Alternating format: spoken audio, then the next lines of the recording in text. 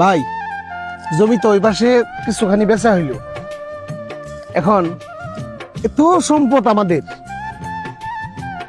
সামনে আরো বেচবো, তুমি কি বলো? বেশি বেশি সব খামু।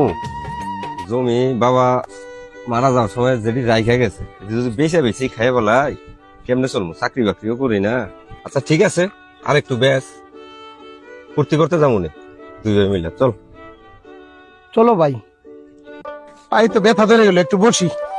হাঁটতে হাঁটতে জমি তো শেষ করতে পারলাম না, যে বাবা এত সম্পদ রেখে গেছে। উফ, কি করি জানে। ও ঠাকুর, এদিকে যাও। কি ঠাকুর মিয়া, কই গেছিলা? গন্ধে যামু। বস। আবার জমিন বিক্রি করবা?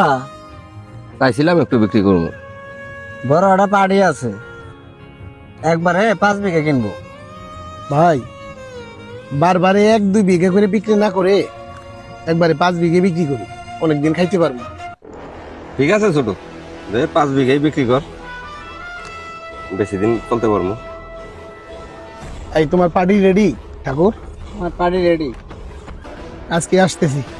ঠিক আছে, আসো যাই। লোকগুলিরও দেখতেছি না, মাছেরও তো খাবার দেয় না, মাছগুলি বেচা লাগবো, না বেচলেও তো চলতে আছে না। টাকা গুলে পুকুর গুলে বেচে নামেশ করে লালো কিনে রাহা এক সময় এটাই শোনা আসছে দাম বেশি হবো। কর্তা পাড়ি আনছি, কথা বলেন। আমার সাথে আর কথা হয়েছে, যা আছে সবই নিয়ে নিব, দাম দম ভরে আর নগদ ক্যাশ টাকা দিয়ে দিব। সবগুলা তো বেচতে চাই নাই, 5 বিঘা বেচতে চাই। বারবার টিপ দেওয়াছে, সব একবারে দিয়ে দেন গা। টাকাও তো মেলা টাকা, ওই টাকাতে একটা ব্যবসা বাণিজ্য করে খেতে পারবেন। ছোট তো আসে নাই, একা একা কি করি। আচ্ছা ঠিক আছে, দেখি।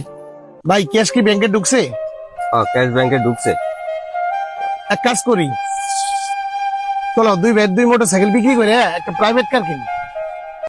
প্রাইভেট কার কিনবো? ব্যবসা করবো না প্রাইভেট কার কিনবো? আগে প্রাইভেট কার কিনি, ব্যবসা করার টাকা তো অনেক থাকবে, কোটি কোটি টাকার মালিক আমরা। তুই যখন বলতাছ ঠিক আছে, চলো ভাই।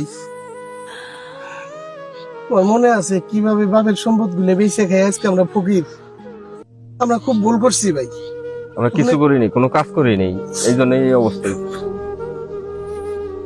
ভাই ধৈর্য হারাইস না, মনে সাহস রাখ। আমরা যেরকম করে সব হারাইছি আবার গড়ে তুলবো, মনোবল শক্ত কর, আমরা পারবো।